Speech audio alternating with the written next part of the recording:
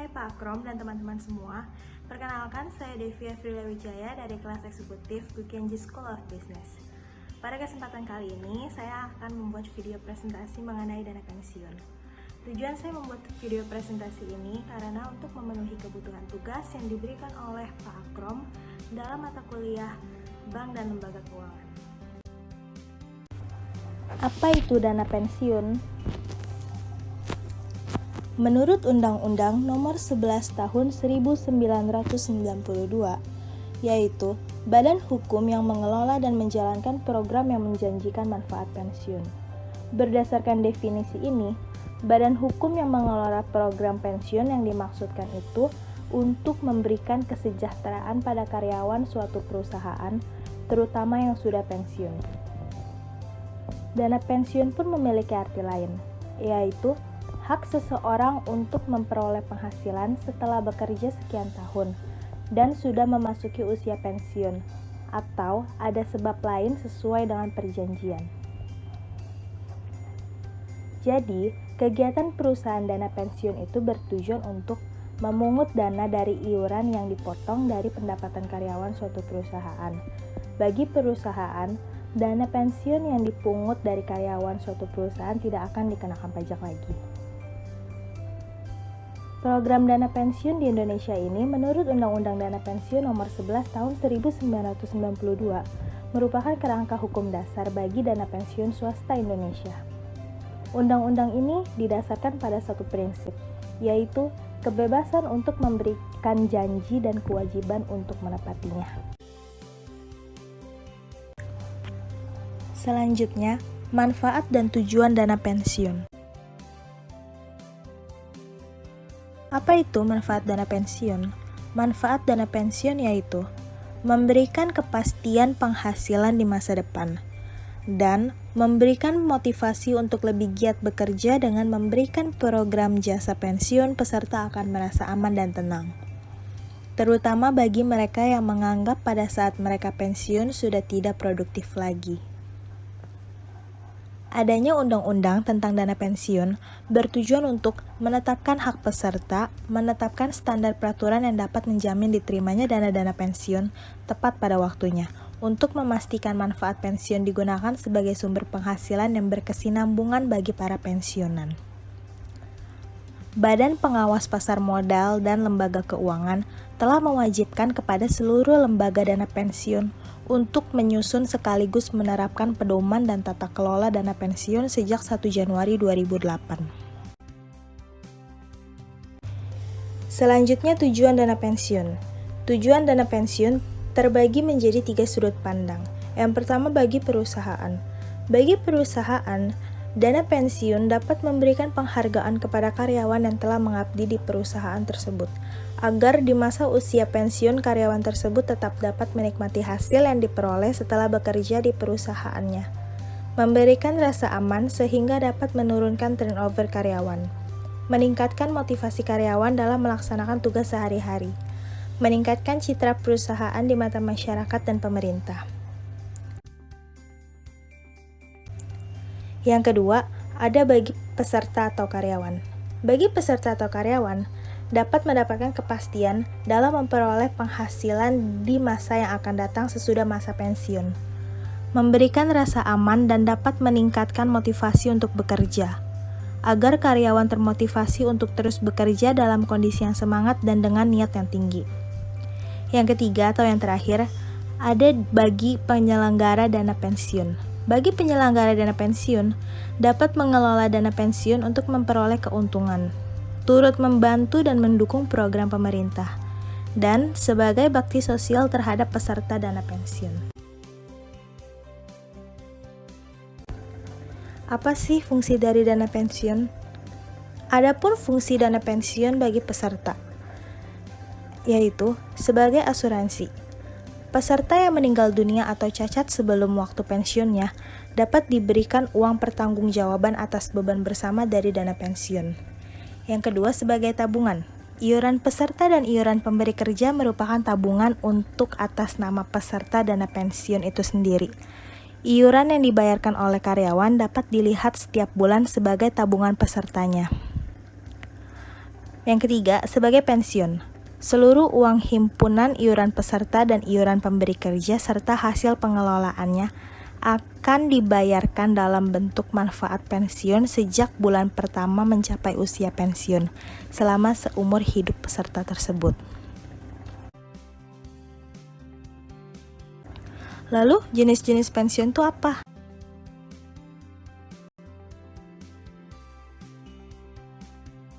Secara umum, jenis dana pensiun yang dapat dipilih oleh karyawan itu terbagi menjadi 4. Yang pertama, pensiun normal. Pensiun normal diberikan untuk karyawan yang usianya telah mencapai masa pensiun seperti yang telah ditetapkan oleh masing-masing perusahaan. Yang kedua, pensiun dipercepat. Pensiun ini digunakan untuk situasi dan kondisi tertentu. Misalnya, di suatu perusahaan terdapat pengurangan karyawan, sehingga banyak karyawan yang dipensiunkan dini oleh perusahaan. Yang ketiga, ada pensiun ditunda. Pensiun ditunda ini merupakan pensiunan yang diberikan kepada karyawan yang meminta pensiun itu sendiri. Akan tetapi, usia pensiun belum memenuhi untuk pensiunan tersebut. Dalam hal tersebut, karyawan yang mengajukan tetap keluarnya dana pensiunnya itu baru dibayar saat pensiun tercapai. Yang keempat, ada pensiun cacat. Pensiun cacat diberikan bukan karena usia, tetapi lebih disebabkan peserta mengalami kecelakaan sehingga dianggap tidak mampu lagi untuk dipekerjakan. Pembayaran pensiun biasanya tetap dihitung berdasarkan rumus manfaat pensiun normal, di mana masa kerja diakui seolah-olah karyawan tersebut pensiun di usia pensiun normal. Sebelumnya, kita sudah membahas jenis-jenis pensiun yang dapat dipilih oleh karyawan yang akan menghadapi pensiun. Sekarang kita akan membahas apa sih jenis-jenis dana pensiun. Jenis-jenis dana pensiun menurut Undang-Undang Nomor 11 Tahun 1992 dapat digolongkan ke dalam 2 jenis. Yang pertama, dana pensiun pemberi kerja atau DPPK. Yang kedua, dana pensiun lembaga keuangan atau DPLK. Jadi, pengelolaan dana pensiun dapat dilakukan oleh pemberi kerja atau lembaga keuangan. Biasanya perusahaan memiliki beberapa alternatif yang dapat dipilih. Antara lain, yang pertama, mendirikan sendiri dana pensiun bagi karyawannya. Yang kedua, mengikuti program dana pensiun yang diselenggarakan oleh dana pensiun lembaga keuangan lain. Yang ketiga, mendirikan dana pensiun secara bersama dengan pemberi kerja. Selanjutnya ada instrumen untuk menyiapkan dana pensiun. Apa saja sih instrumennya? Instrumen ini terbagi menjadi 4. Yang pertama ada deposito. Deposito ini merupakan investasi yang menguntungkan sebagai instrumen di dalam dana pensiun. Selain dapat digunakan sebagai modal bisnis kecil, deposito juga memiliki nilai pokok dana yang aman, terutama ketika terjadi fluktuasi atau perubahan suku bunga. Aset Anda akan aman berada di bank karena dilindungi sepenuhnya oleh pemerintah dari kegagalan pembayaran. Yang kedua ada reksadana. Reksadana pasar uang memiliki tingkat risiko yang rendah. Reksadana ini memiliki deposito berjangka dengan jangka waktu di bawah 1 tahun. Jenis investasi ini tepat untuk Anda jadikan bisnis modal kecil. Yang ketiga ada saham. Sama halnya dengan reksadana, saham juga menawarkan nilai investasi yang menguntungkan sebagai instrumen dana pensiun. Akan tetapi nilai keuntungannya yang besar memiliki tingkat risikonya yang tinggi. Yang keempat ada asuransi. Asuransi ini bukan hanya memberikan perlindungan bagi kesehatan, akan tetapi juga bisa menjadi instrumen investasi yang menguntungkan di hari tua nanti. Asuransi ini menyediakan dan memiliki nilai investasi yang cukup tinggi, diantaranya asuransi unit link.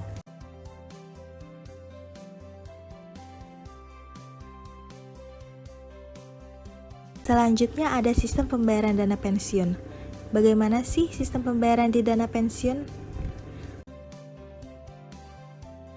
Sesuai dengan keputusan Menteri Keuangan Nomor 343 KMK.017/1998 tanggal 13 Juli 1998, ada 2 jenis pembayaran uang pensiunan yang biasa dilakukan oleh perusahaan, baik untuk program pensiun manfaat pasti atau PPMP maupun program pensiun iuran pasti atau PPIP.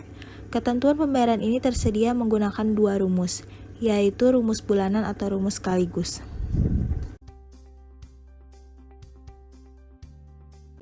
Dalam program pensiun manfaat pasti atau PPMP yang menggunakan rumus sekaligus yaitu manfaat pensiun sama dengan faktor penghargaan dalam desimal dikali masa kerja dikali penghasilan dasar pensiun bulan terakhir atau rata-rata beberapa bulan terakhir. Perhitungan PPMP menggunakan rumus bulanan yaitu manfaat pensiun sama dengan faktor penghargaan dalam persentase dikali masa kerja dikali penghasilan dasar pensiun bulan terakhir atau rata-rata beberapa bulan terakhir. Berikut contoh perhitungan. Jika gaji terakhir Anda sebelum pensiun adalah 1 juta, sedangkan masa kerja Anda adalah 20 tahun, maka Anda akan memperoleh uang pensiun bulanan sebesar 2,5% dikali 20 dikali 1 juta, sama dengan 500.000. Ini menggunakan metode final earning. Jika gaji awal kita adalah 50.000 dan terakhir adalah 1 juta, kemudian dihitung secara rata-rata selama 20 tahun adalah 400.000, maka pensiun per bulan yang diterima adalah 2,5% dikali 20 dikali 400.000. Ini menggunakan metode career average earning.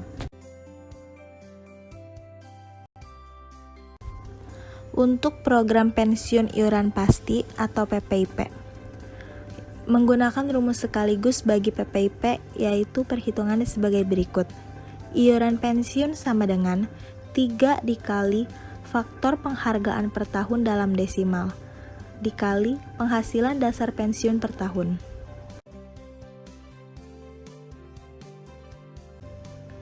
Perhitungan rumus bulanan PPIP sebagai berikut.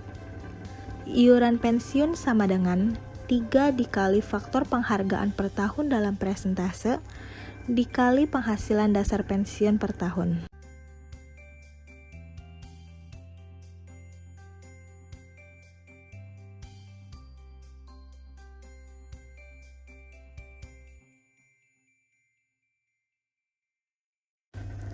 Penting gak sih dana pensiun untuk generasi milenial? Dalam generasi milenial ini, tentu saja dana pensiun juga penting. Karena dana pensiun dapat dijadikan tabungan yang disiapkan untuk masa tua. Saat memasuki usia pensiun alias sudah tidak bekerja nanti, dari dana tersebutlah kamu bisa memenuhi kebutuhan sehari-hari. Dana pensiun memang berhubungan erat dengan masa tua. Namun, bukan berarti urusan dana pensiun atau juga masa pensiun hanya penting bagi generasi tua saja. Kita yang muda juga penting loh. Secara rasional, seseorang tentu tidak ingin mengalami ketergantungan finansial kepada orang lain pada masa tuanya nanti.